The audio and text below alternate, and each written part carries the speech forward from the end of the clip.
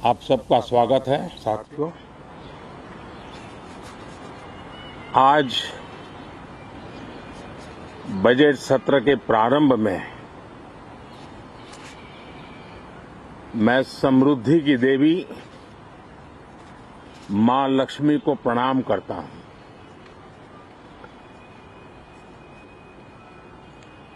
और ऐसे अवसर पर सदियों से हमारे यहां मां लक्ष्मी का पुण्य स्मरण किया जाता है।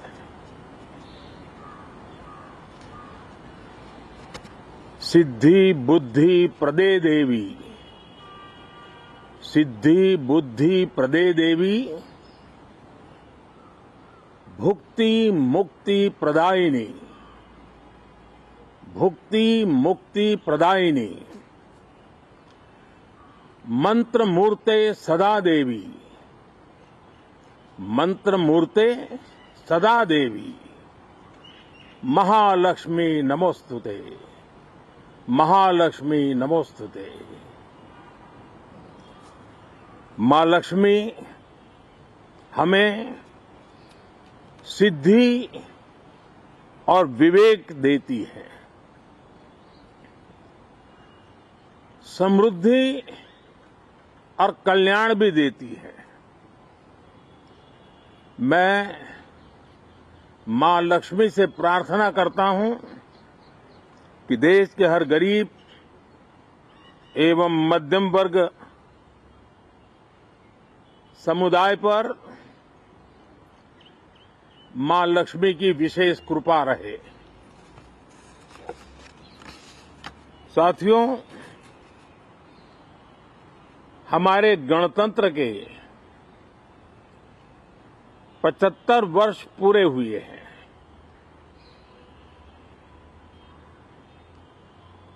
और ये हर देशवासी के लिए सर्वाधिक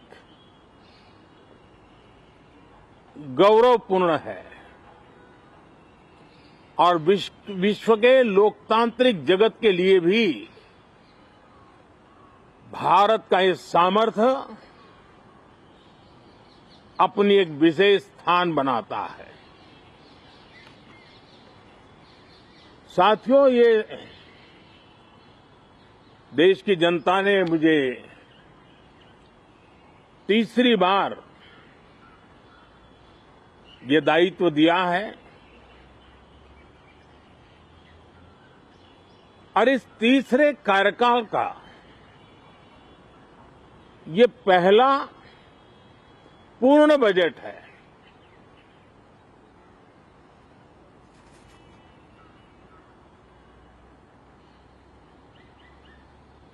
और मैं विश्वास से कह सकता हूं कि 2047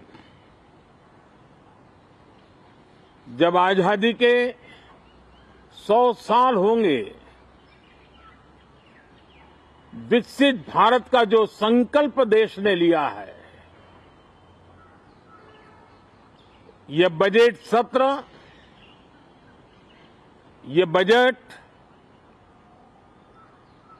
एक नया विश्वास पैदा करेगा,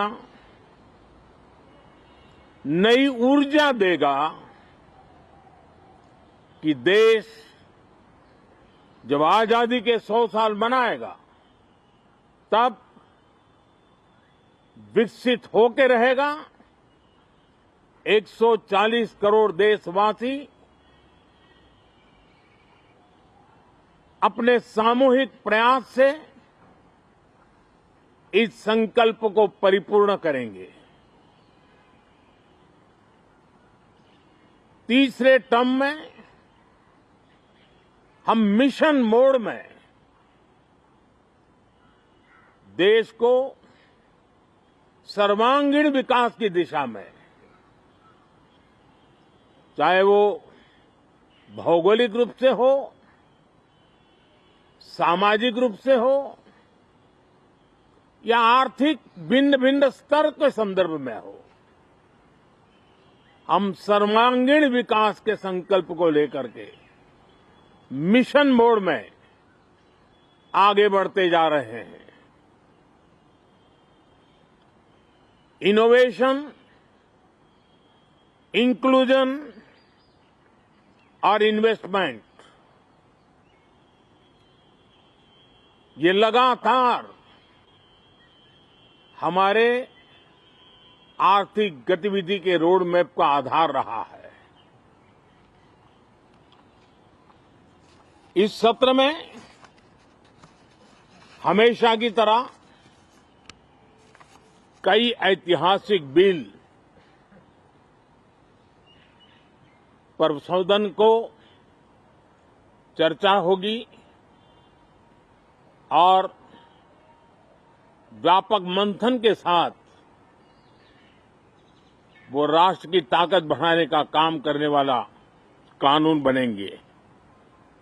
विशेषकर नारी शक्ति के गौरव को पुनः प्रस्थापित करना, पंथ संप्रदाय के भेद से मुक्त होकर के हर नारी को सम्मानपूर्ण जीवन मिले, उसको भी समान अधिकार मिले, उस दिशा में इस सत्र में कई महत्वपूर्ण निर्णय लिए जाएंगे। Reform, perform and transform. जब विकास की तेज गति को प्राप्त करना होता है तो सबसे ज्यादा बल रिफॉर्म पर रहता है। राज्य और केंद्र सरकार ने मिलकर के परफॉर्म करना होता है और जन भागीदारी से हम ट्रांसफॉर्मेशन देख सकते हैं। हमारा युवा देश है, युवा शक्ति है और आज जो 20-25 साल की आयु के नौजवान है, जब वो 45-50 साल के होंगे तब वो विकसित भारत का सबसे बड़े बेनिफिशियरी होने वाले हैं। उम्र के उस पड़ाव पे होंगे, नीति निर्धारण की व्यवस्थाओं में उस जगह पे बैठे होंगे कि वे गर्व के साथ आजादी के बाद जो शताब्दी शुरू होगी, एक विकसित भारत के साथ आगे बढ़ेंगे। और इसलिए ये विकसित भारत के संकल्प की पूर्ति का प्रयास, ये अथाग मेहनत आज जो हमारे टीनेजर्स हैं, हमारी युवा पीढ़ी है, उनके लिए ये एक बहुत बड़ा तोहफा बनने वाली है। जो लोग 1930 में, 42 में आजादी के जंग में जुट गए थे, पूरी देश की युवा पीढ़ी खप गई थी आजादी के जंग में, और उसके फल 25 साल के बाद जो पीढ़ी आई उसको नसीब हुए। उस जंग में जो नौजवान थे उनको नसीब हुए। आजादी के पूर्व के वो 25 साल आजादी के जश्न मनाने का अवसर बना। वैसे ही ये 25 वर्ष समृद्ध भारत, विकसित भारत, ये संकल्प से सिद्धि और सिद्धि से शिखर तक पहुंचने का देशवासियों का इरादा। और इसलिए बजट सत्र में सभी सांसद विकसित भारत को मजबूती देने के लिए अपना योगदान देंगे।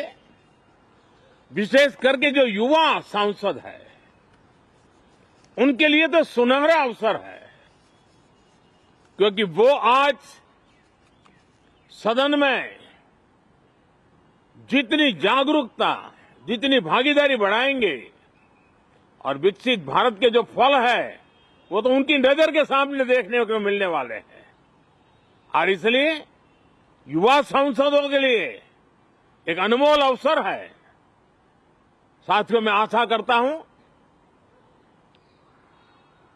कि हम देश की आशा आकांक्षाओं के इस बजट सत्र में खरे उतरेंगे।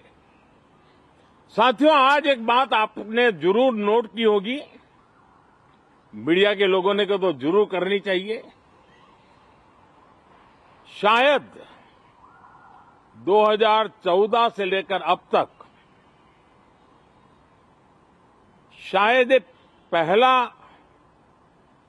पार्लियामेंट का सत्र है कि जिसके एक दो दिन पहले कोई विदेशी चिंगारी नहीं प्रगटी है, विदेश में से आग लगाने की कोशिश रही हुई है। 10 साल से 14 से देख रहा हूं, हर सत्र के पहले शरारत करने के लिए लोग तैयार बैठते थे और यहां उसको हवा देने वालों की कोई कमी नहीं है। ये पहला सत्र मैं पिछले 10 साल के बाद देख रहा हूं कि जिसमें किसी भी विदेशी कोने से कोई चिंगारी नहीं हुई। साथियों, बहुत बहुत धन्यवाद।